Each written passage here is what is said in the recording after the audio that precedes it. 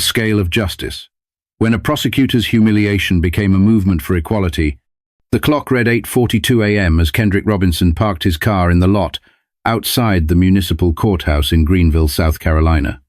The warm morning sunlight cast long shadows across the asphalt, and Kendrick exhaled deeply.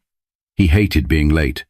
As a federal prosecutor, his professional life revolved around discipline and preparedness, but today life had conspired against him. This wasn't supposed to be a complicated morning. The task ahead was mundane, challenging an error in a property tax adjustment on the house his grandmother left him. The city had raised the taxes inexplicably, and Kendrick had spent weeks gathering proof that it was a mistake. The house was more than property to him. It was the anchor of his childhood, the place where he had learned right from wrong under his grandmother's watchful eye. Dressed in a dark navy suit with a crisp white shirt, Kendrick looked every bit the seasoned attorney he was, even if his morning had been far from smooth. An urgent phone call about an ongoing human trafficking case had delayed him. The defense team had filed a last-minute motion, and Kendrick couldn't ignore it. He had reviewed the motion and provided feedback to his team before rushing to court, knowing he was cutting it close. As he approached the courthouse steps, his phone buzzed. A quick glance showed a message from his assistant at the U.S. Attorney's office. The judge in Greenville has a reputation for being tough on latecomers. Be careful. Kendrick sighed, tucking his phone into his briefcase. He wasn't worried. Facts were his weapon, and he came armed with evidence. But something in the message lingered. He shook it off as he stepped into the cool interior of the courthouse. The municipal court wasn't like the federal courts where Kendrick spent most of his days. The walls were a dull beige, the seats scuffed from decades of use, the air smelled faintly of coffee and old paper. Despite its worn appearance, the place buzzed with activity. People shuffled in and out, clutching stacks of documents, faces etched with anxiety over parking tickets, minor disputes, and other small claims. Kendrick checked his watch. 8:50 a.m., 10 minutes to spare, barely enough time to find the correct courtroom. He followed the signs down a narrow hallway, passing people speaking in hushed tones. Room 204, Judge Charles Whitman, was etched in brass on the door. Kendrick adjusted his tie and stepped inside. The courtroom was already filling with people. Kendrick found a spot near the back and sat down, flipping open his folder to review his evidence. As he scanned his notes, he noticed the judge entering the room. Judge Charles Whitman, a tall man with a silver mane and piercing blue eyes, commanded attention without saying a word. His reputation as a no-nonsense figure was evident in the way he scanned the room, his sharp gaze missing nothing. "All rise," the bailiff announced. The room shuffled to its feet. Kendrick joined in, his posture straight, as the judge settled into his chair. Kendrick noticed the stark silence that followed. Judge Whitman began calling cases one by one with mechanical efficiency, his tone crisp and detached. Kendrick watched closely. A middle-aged man in a suit, arriving a few minutes late, shuffled into the room unnoticed. Moments later, a young woman in casual clothes slipped in and took a seat. Neither received so much as a glance from the judge. Kendrick made a mental note, but focused on his own case. Finally, at 9:15 a.m., Kendrick heard his name called. He gathered his folder and made his way to the podium, projecting calm despite the slight delay. As he approached, Judge Whitman looked up, his expression hardening. Kendrick felt the shift in the room, a quiet tension that hadn't been present for the previous cases. "You're late, Mr. Robinson," the judge said sharply, his voice cutting through the room. "Do you think the court's time is less valuable than your own?" Kendrick raised his hand slightly, palms out in a gesture of acknowledgement. "Your Honor, I apologize for the delay. I was attending to urgent federal matters." The judge cut him off. "Excuses don't excuse tardiness. This court operates on order and respect. If you can't follow that, I suggest you reevaluate your priorities." Kendrick felt the weight of dozens of eyes on him. He maintained his composure, choosing his next words carefully. "Your Honor, I understand the importance of timeliness. If I may, I'd like to present my case regarding the property tax adjustment." Judge Whitman waved a hand dismissively. "We'll get to that. First, there's the matter of contempt. Tardiness undermines the integrity of these proceedings. You are hereby fined $750. The words hung in the air like a hammer striking an anvil. Kendrick's jaw tightened slightly, but he kept his expression neutral. Around him, murmurs rippled through the room. "Your Honor, Kendrick began, his tone calm and measured. "May I explain?" The judge raised his gavel, silencing him. "You may not. Consider this a lesson in respecting the court." Kendrick stepped back, his mind racing. This wasn't just about tardiness. It was about something deeper, something that many in the room had likely seen before. He glanced briefly at the other latecomers, none of whom had been reprimanded. The disparity was glaring, and Kendrick wasn't about to let it slide. As he returned to his seat, Kendrick opened his folder, but this time it wasn't the property tax documents he focused on. He began jotting notes, his pen moving swiftly across the page. The judge, meanwhile, continued with the next case, his voice unwavering. Kendrick knew one thing for certain. This was no ordinary morning. Kendrick sat in the back row, his mind a whirlwind of calculations and observations. The courtroom proceeded in its rhythm, but Kendrick couldn't shake the blatant disparity he had just witnessed. He replayed the moment Judge Whitman imposed the $750 fine, contrasting it with the indifference shown to others who had arrived late. The young woman who had slipped in earlier sat near the front, scrolling on her phone, untouched by reprimand. A man in a grey blazer, now presenting his case, had clearly walked in after the judge began, yet the gavel's ire had been reserved solely for Kendrick. This wasn't an isolated moment. It was a pattern Kendrick could recognize as plainly as the documents in his briefcase. He turned to his legal instincts, assessing the situation with precision. A fine this steep for tardiness in municipal court was extreme, even punitive. He noted the expressions of those around him, a mix of disbelief, discomfort, and curiosity. Kendrick could tell that others in the room were thinking the same thing, but no one dared to speak. "Next case," Judge Whitman announced. Kendrick's name echoed in the room again. He stood, his stride calm and deliberate, as he returned to the podium. The judge fixed him with the same piercing gaze, as if daring him to falter. Kendrick began, "Your Honor, I have here documentation regarding the erroneous property tax adjustment. The property has been in my family for decades, and these adjustments do not align with the city's assessed values." He placed the folder on the podium, opening it to reveal neatly organized documents and photographs. He gestured toward a specific page. "This shows the original tax assessment, which remained consistent for 5 years. The new adjustment, however, reflects a 30% increase without proper notification or explanation." Judge Whitman leaned back in his chair, exuding an air of disinterest. "I'll review it in due time, Mr. Robinson. However, your tardiness this morning is a matter we cannot overlook. Do you truly believe that the urgency of your federal responsibilities justifies disrespecting this court?" Kendrick's composure remained intact. "Your Honor, I mean no disrespect. My delay was due to a federal case involving human trafficking, a matter I believe we all agree requires immediate attention." The judge's eyes narrowed slightly, but his tone didn't waver. "Your priorities, however noble, do not excuse breaking the rules. Court procedures exist for a reason." It wasn't the words themselves that struck Kendrick. It was the unspoken tone of dismissal, the implicit message that his explanation wasn't good enough. His professional achievements, his character, even his effort to respect the system, none of it mattered in this room. Kendrick took a slow breath, letting the moment settle. "Your Honor, I understand the importance of rules. However, I must ask, are these rules applied equally to everyone in this courtroom?" A ripple of unease passed through the room. The judge stiffened, the color in his face deepening. "Are you questioning the integrity of this court, Mr. Robinson?" "I'm asking for clarity," Kendrick replied, his tone even. "It's important to ensure that fairness is upheld, not just for myself, but for everyone here." The judge's gavel came down sharply. "I will not tolerate accusations against this court. Your fine stands." Kendrick inclined his head slightly, his expression unreadable. "Thank you, Your Honor." He returned to his seat, feeling the weight of the courtroom's eyes on him. He could sense the quiet admiration of some and the trepidation of others. This wasn't the first time Kendrick had encountered bias cloaked in authority, but something about this moment felt different. The energy in the room was palpable, as if everyone was waiting for what he would do next. Kendrick pulled out his phone, discreetly typing notes. He wasn't done, not by a long shot. He made a quiet decision then and there. This situation wouldn't end here.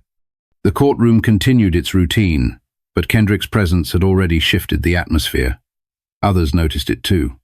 An older black man sitting 2 rows ahead turned slightly, offering Kendrick a brief, knowing glance. The court clerk, her fingers flying over the keyboard, occasionally hesitated, her discomfort visible. When the session ended, Kendrick lingered for a moment. As people filed out, he observed the way they carried the unspoken weight of what had transpired. A young law student sitting in the corner scribbled furiously in her notebook, her expression one of awe and determination. Kendrick left the courtroom with his briefcase in hand, his thoughts already forming a plan. This was no longer about a property tax adjustment, or even the fine. This was about something much larger, something he couldn't ignore. As Kendrick exited the courtroom, the crisp air outside offered no relief from the tension that still clung to him. The courthouse buzzed with the mundane movements of everyday proceedings, but inside Kendrick's mind, a decision was solidifying.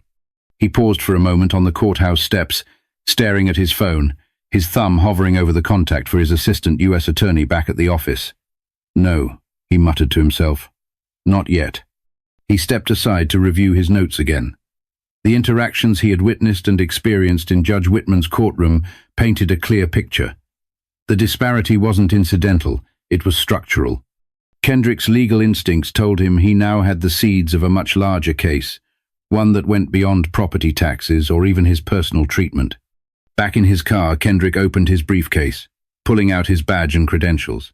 The federal prosecutor's emblem, embossed in gold, reflected the sunlight streaming through his windshield. He decided this would be the first move. By the time he re-entered the courtroom, most of the morning cases had concluded. The room was quieter, though a few stragglers remained, flipping through papers or waiting for their turn. Judge Whitman was leafing through documents, his demeanor calm but visibly tired. Kendrick walked confidently toward the bench, his badge and identification in hand. As he approached the podium, the court clerk raised her eyes, her fingers pausing mid-type. Judge Whitman glanced up, his irritation returning almost instantly. "Mr. Robinson, the court session has concluded. If you have further business, you'll need to schedule an appointment," the judge said curtly. "With respect, Your Honor," Kendrick began, his voice carrying a quiet authority, "I believe it's important to formally introduce myself." He held his badge up slightly, making sure it was clearly visible to everyone in the room. "I'm Kendrick Robinson, Assistant United States Attorney for the Northern District of South Carolina.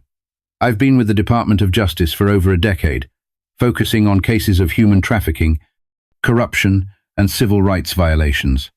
The judge froze, his hands stilling over the papers he was handling. The color drained from his face as Kendrick's words registered.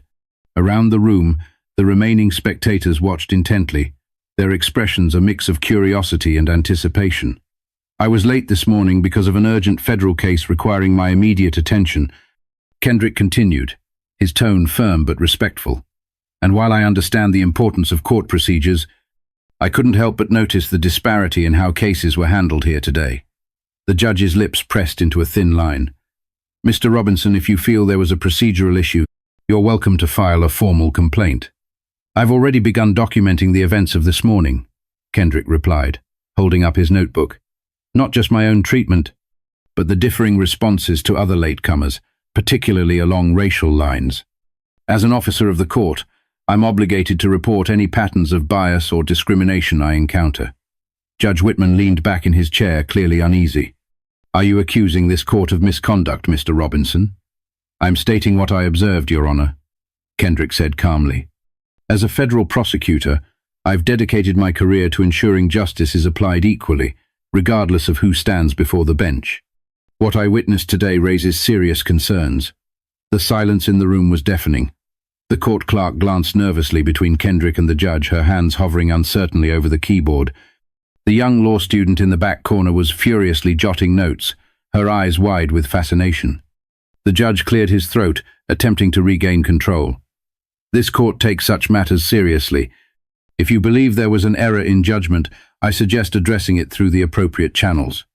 Kendrick placed his badge and identification on the podium.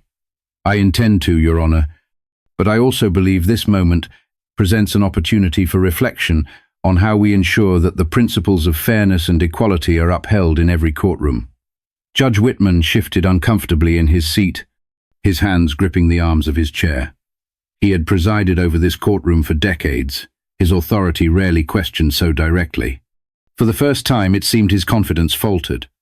"You may go, Mr. Robinson," the judge said, his voice quieter now. Kendrick collected his credentials and turned to leave, but not before offering one final statement. "Thank you, Your Honor. I'll ensure this is addressed properly." As Kendrick walked out of the courtroom for the second time that morning, he felt the eyes of every remaining spectator on his back. The weight of the moment wasn't lost on him. This wasn't just about standing up for himself. It was about challenging a system that too often failed to see its own flaws. Outside, Kendrick pulled out his phone and began typing a detailed email to his office. He included every observation, every interaction, and every instance of disparity he had witnessed. By the time he hit send, he knew this was only the beginning. The email Kendrick sent that afternoon moved faster than he anticipated. By the next morning, his phone buzzed with a call from the U.S. Attorney's Office. His supervisor, Julia Harper, a no-nonsense attorney with decades of experience, spoke with a mix of urgency and intrigue. "Kendrick, I read your report," she said. "If what you're describing is accurate, it's not just a one-off situation. This could indicate systemic bias." "I believe it does," Kendrick replied. "What happened yesterday wasn't subtle. It's part of a pattern I've seen before, and I'm certain I'm not the only one who's experienced it." Julia exhaled sharply. "I'll reach out to the Judicial Review Commission. This needs to be handled delicately but thoroughly. In the meantime, gather as much documentation as you can. If this goes public, we need to be ready." The call ended, but Kendrick's work was just beginning. He spent hours piecing together every detail from the municipal court session. He combed through public records, noting inconsistencies in fines and penalties issued by Judge Whitman. Patterns began to emerge. Fines for minor infractions were significantly higher for black defendants, while white defendants often received warnings or reduced penalties. Kendrick reached out to colleagues and community members, including attorneys who had appeared in Judge Whitman's courtroom. The responses were overwhelming. Stories of disparate treatment flooded in, some whispered in confidence, others offered with bold defiance. A young black woman recounted being fined heavily for contesting a minor zoning issue despite presenting clear evidence that the city was at fault. A young man described how the judge had humiliated him in court, questioning his work ethic, only to dismiss a similar case from a white defendant minutes later. Local activist groups joined the fray, organizing rallies and calling for accountability outside the Greenville courthouse. Protesters held signs reading "Justice should be blind" and "End bias now." Kendrick avoided the public spectacle as much as possible, but he couldn't ignore the significance of what was unfolding. Inside the courthouse, the pressure mounted. Staff members who had worked under Judge Whitman for years began sharing their own observations.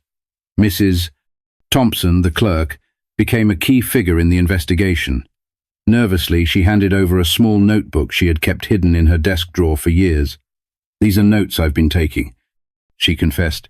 "Every time something didn't sit right, I wrote it down. I've been too afraid to say anything, but I can't ignore it anymore."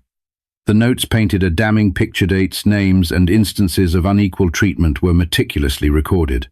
Investigators also spoke with James Wilson, the longtime bailiff in the courtroom. He shared his observations with quiet conviction. "I've been here 15 years, Wilson said. "I've seen how the judge treats people differently depending on who they are.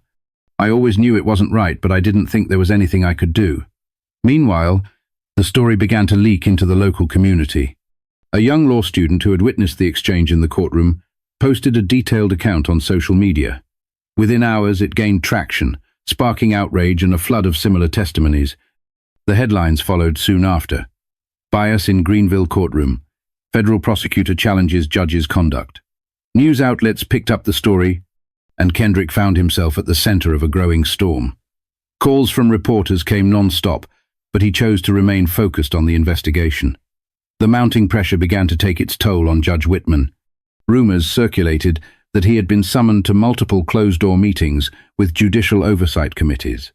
Though he publicly denied any wrongdoing, privately he began to realize the gravity of the situation. By the end of the first week, Kendrick received a call from Julia. "The findings so far are staggering," she said. "The numbers don't lie, Kendrick. Black defendants in his courtroom were fined 3 times more often than white defendants for the same infractions. It's systemic." "What's the next step?" Kendrick asked. "We're taking this to the State Judicial Board, and Kendrick, the media is not going to let this go. Be prepared." Kendrick nodded to himself even as a wave of exhaustion hit him. This was bigger than he had imagined, but he had no intention of backing down. The story of Kendrick's encounter with Judge Whitman had spread far beyond Greenville. By the end of the second week, national media outlets picked up the case. Headlines like, "Systemic Bias Unveiled," "Federal Prosecutor Takes a Stand" dominated the news cycle. Social media hashtags such as #EqualJusticeNow and #Bias in the Courts trended for days, with thousands of people sharing their own experiences of courtroom discrimination. Kendrick remained focused, working with the Judicial Review Commission to consolidate evidence. The findings were devastating. Over the past 5 years, Judge Whitman had fined black defendants an average of 300% more than white defendants for similar offenses. Late arrivals from white defendants often went unmentioned, while black defendants faced reprimands or steep fines. Even requests for leniency, such as payment plans, were disproportionately denied to minority defendants. The evidence wasn't just statistical, it was deeply human. Former defendants came forward, some publicly, others anonymously, to share their stories. A black mother recounted being fined $500 for contesting a minor zoning issue despite presenting clear evidence that the city was at fault. A young man described how the judge had humiliated him in court, questioning his work ethic, only to dismiss a similar case from a white defendant minutes later. Local activist groups joined the fray, organizing rallies and calling for accountability outside the Greenville courthouse. Protesters held signs reading, "Justice should be blind" and "End bias now." Kendrick avoided the public spectacle as much as possible, but he couldn't ignore the significance of what was unfolding.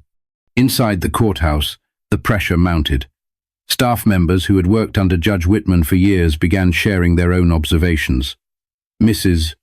Thompson, the clerk, became a key figure in the investigation.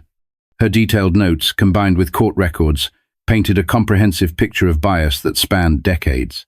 "I never thought anyone would listen," she said during one interview with investigators. "But now that it's all coming out, I can't stay silent anymore." Even James Wilson, the bailiff, spoke up publicly. In a statement to the commission, he said, "I've seen this kind of treatment for years. It's wrong, and it's long past time for something to be done." Judge Whitman, meanwhile, found himself increasingly isolated. While he initially dismissed the accusations as misinterpretations, the mounting evidence forced him into damage control. In a rare public statement, he expressed regret for any unintentional actions that may have caused harm. The words rang hollow in the face of overwhelming proof to the contrary. Kendrick, though inundated with attention, stayed grounded. He continued his work as a federal prosecutor, knowing that his responsibilities extended beyond this case. At the same time, he couldn't ignore the messages pouring into his office. Emails, phone calls, and letters came from across the country, some offering support, others sharing similar stories of bias in other courtrooms. One particularly moving letter came from a retired attorney in Alabama. "For years I saw the same injustices you're describing, but I never spoke up.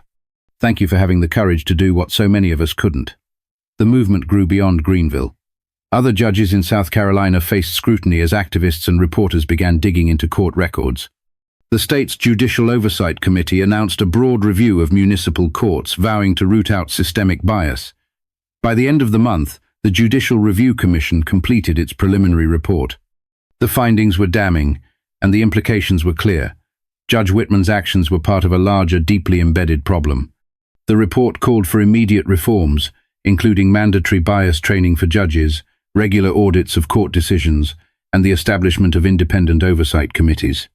The pressure became too much for Judge Whitman.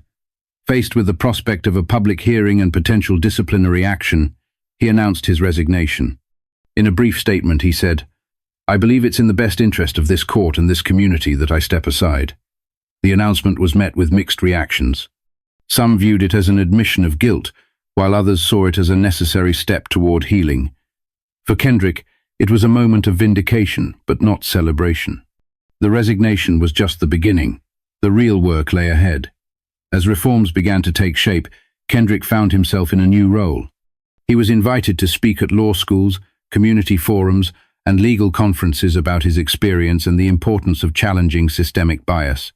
His story inspired young lawyers, particularly those from underrepresented backgrounds, to see themselves as agents of change. At one such event, a young black law student approached Kendrick after his speech. You've shown me that the law isn't just about rules, it's about people. You've given me a reason to fight for justice." Kendrick smiled, humbled by the words. "The fight is just beginning. But if we all do our part, we can make the system better." 3 months after the morning that set everything in motion, the courthouse in Greenville looked markedly different. The tired beige walls were repainted, and a new welcome desk greeted visitors as they entered. Signs in multiple languages directed people to resources they hadn't known, were available before payment plans, legal aid, and procedural guides. A small but meaningful plaque had been installed near the entrance. "Equal justice is everyone's right." Inside the courthouse, changes were even more pronounced. Judge Whitman was no longer presiding, having quietly left the bench following his resignation. In his place, a younger judge with a reputation for fairness and impartiality had taken over. More importantly, systemic reforms were already underway. All court personnel were now required to attend bias training, led by experts who tackled the subtle ways discrimination could seep into decision-making. Kendrick stood at the back of the newly renovated courtroom, his eyes scanning the room. He had been invited to speak to a group of local judges and lawyers about the changes that had been implemented. As he waited for his turn, he felt a mixture of pride and cautious optimism. Change had begun, but he knew there was still a long road ahead. The reforms extended far beyond Greenville. Inspired by Kendrick's actions, other communities in South Carolina, and eventually across the country, began re-evaluating their own court systems. State judicial review boards implemented mandatory audits of case outcomes, with particular attention to racial and socio-economic disparities. Oversight committees, composed of legal experts, community advocates, and former defendants, were established to monitor court proceedings and ensure accountability. In Kendrick's office, the momentum was palpable. His fine from that fateful morning now hung framed on his wall, not as a trophy, but as a reminder of why he had taken a stand. Below it was a photo from a recent event, a group of young law students who had started a civil rights clinic in his honor. Their smiles radiated hope, and Kendrick couldn't help but feel a deep sense of responsibility toward the next generation of legal minds. In the community, the ripple effects were equally significant. James Wilson, the veteran bailiff who had served under Judge Whitman, was now leading bias training sessions for court officers. At one of his sessions, he addressed a room filled with new hires. "Our job isn't just to keep order," he said. "It's to ensure that everyone who steps into this room is treated with dignity. If you see something wrong, you speak up. Silence is complicity." Mrs. Thompson, the court clerk whose records had been instrumental in the investigation, had been promoted to oversee a new program focused on ethical court practices. She worked tirelessly, mentoring younger clerks and ensuring that the mistakes of the past wouldn't repeat themselves. Kendrick's influence extended beyond the legal community. He began teaching a seminar at a nearby law school, focusing on ethics and civil rights in the judiciary. His students, many of whom were inspired by his story, often stayed after class to ask how they could make a difference. One afternoon, a student approached him with a notebook filled with ideas for reform. "What do you think is the most important thing we can do to make the system fairer?" she asked. Kendrick thought for a moment before responding, "Listen to each other, to the people who come through our courts, and to those who are too afraid to speak up. Listening is where real change begins." The changes weren't without resistance. Some judges and attorneys bristled at the new oversight measures, claiming they undermined their authority, but the evidence was undeniable. Within a year, the data showed a significant decrease in racial disparities in fines and sentences in Greenville's municipal court. Payment plans were approved more often, and defendants reported feeling treated with more respect. For Kendrick, the most rewarding moments came from the people who approached him to share their stories. An elderly black man who had been in the courtroom that morning months ago returned to the courthouse to thank him. "I've been coming here for 40 years, the man said, his voice thick with emotion. "I've seen so much injustice, but I never thought I'd see the day when someone finally said enough. Thank you for giving us hope." One morning, Kendrick received a letter in his office. It was from a young public defender in Chicago who had read about his story and been inspired to start her own investigation into biases in her local courts. The letter ended with a simple but powerful line. "Your stand reminded me why I became a lawyer in the first place." Kendrick read the letter twice before placing it in a folder labeled Impact. He leaned back in his chair, letting the weight of the moment settle. It wasn't about him. It never had been. This was about the countless voices that had been silenced or ignored for too long, voices that were finally being heard. Months later, Kendrick walked back into the courthouse where it had all begun. He wasn't there for a case or an investigation. He had been invited to speak at the unveiling of a new judicial ethics center, named in part after his efforts. As he stepped to the podium, he looked out at the crowd. Judges, lawyers, clerks, and community members filled the room, their faces a mix of anticipation and gratitude. "Justice isn't just about laws," Kendrick began. "It's about how we treat the people who come into our courtrooms. It's about fairness, dignity, and respect. And it's about ensuring that every person, no matter who they are, knows that they matter." The applause was thunderous, but Kendrick's focus was on the faces in the crowd. He saw hope, determination, and the beginnings of real change. And he knew that while the work was far from over, this was a step in the right direction.